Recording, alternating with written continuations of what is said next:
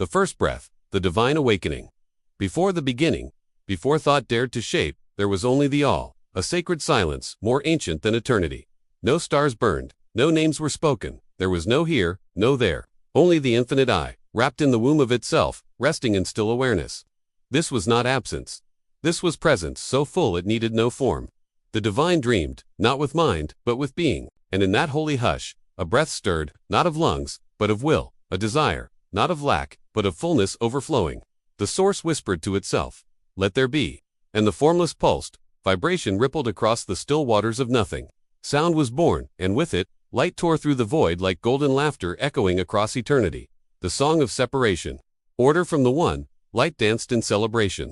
Darkness, not its enemy, followed, not evil, but mystery. Two lovers born from the same womb, now placed side by side to begin the rhythm of life, and the divine called it good. Not morally good, but whole, right, harmonized. Waters were divided from waters, above from below, sky from sea, not in violence, but in harmony of opposites.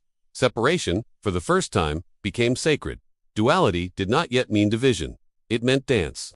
Land rose from sea, as if the earth remembered how to stand. Seed burst from soil, not random, but designed. Every leaf held the memory of its source. Every route was a tether back to the breath. And still, the divine sang, "Let it be," and it was. The mirror appears. The birth of I Am.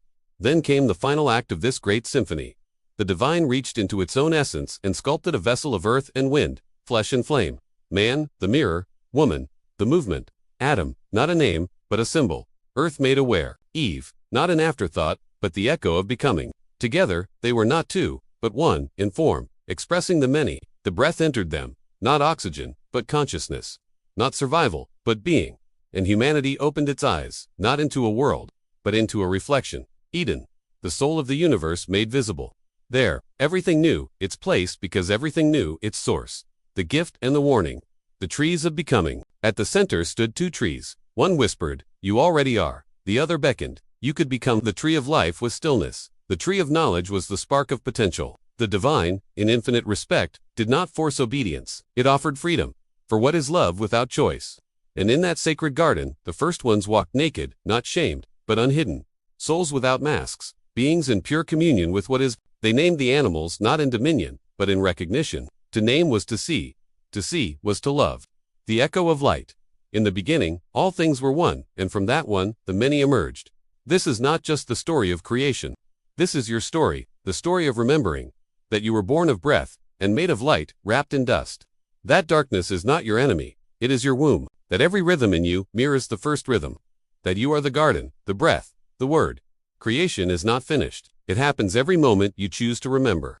The breath still speaks. Will you listen? Part 2. The fracture. The bite of perception. The garden breathes. Innocence before identity. Eden pulsed with aliveness. The trees hummed with silent music. The air was thick with knowing, not of facts, but of being known. There were no mirrors, for everything was mirror. Adam and Eve did not observe creation, they were it. No walls between breath and wind, skin and soil, soul and star. All things communed in the sacred rhythm. They did not ask, "Who am I?" They simply were undivided, unhidden, unworried. They walked with the divine in the cool of the day, not as subjects, but as extensions of source. Children of the eternal, naked and unashamed. The serpent's whisper, the seed of becoming, but at the heart of paradise stood attention. Two trees. One flowed upward, life without question, the fullness of the now. The other curved inward, knowledge of good and evil, the division of the whole. And then came the serpent, not evil, but ancient, not hissing chaos, but whispering potential. You shall not surely die. A dangerous truth hidden in a beautiful lie. Not death of body, but death of unity. What did the serpent awaken? Desire to become what they already were. To chase with mind what was already present in soul. To trade, being for knowing, trust for control, presence for perception. And the woman saw, and the man followed, and they ate. The fall from essence to image. The fruit was not poisoned. It was powerful. It did not kill. It divided. Their eyes were opened, but their vision split. For the first time, they saw difference. Not beauty, but comparison. Not unity, but opposition. Not I am, but I am not like you. They were naked still, but now they knew it, and that knowing burned with shame. Where once they walked in Eden, now they hid in the trees. Where once they saw God face to face, now they heard him as thunder in the distance. And the divine asked the first great question, "Where are you?" Not because God did not know, but because they had forgotten. Separation begins. The birth of ego. with the bite came the boundary. They covered themselves, they blamed each other, they pointed outward. And with blame, the ego was born, the small self, carved out of fear and story. Eve was no longer bone of his bone, but the cause. Adam was no longer man of the earth, but the accuser. The unity cracked. The mirror shattered. The flaming sword, the gate of return. The tree of life was now guarded, not by vengeance, but by mystery. A flaming sword turning every direction, a symbol of paradox, of the journey back home. They were sent east of Eden, but Eden was not destroyed. It was hidden inside them. Now begins the long return. Through time, through toil, through birth and death, and breath and seeking. They would till the ground, but the seed of the divine still slept in their blood. They would cry, ache, and forget, but the memory of the garden would echo in their dreams. And the serpent would crawl, but its shadow would forever carry the secret of transformation that descent precedes ascent, and forgetting precedes awakening. The gift of the fall.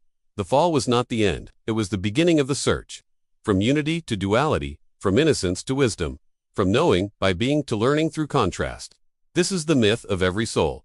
We begin in wholeness, we break, we wander, and we remember. Even in exile, we carry Eden within. Even in forgetting, we are never unloved, and the gate is still there, guarded not by wrath, but by flame, the fire of awakening. To pass through it, we must burn away illusion, release identity, and become once again what we never ceased to be.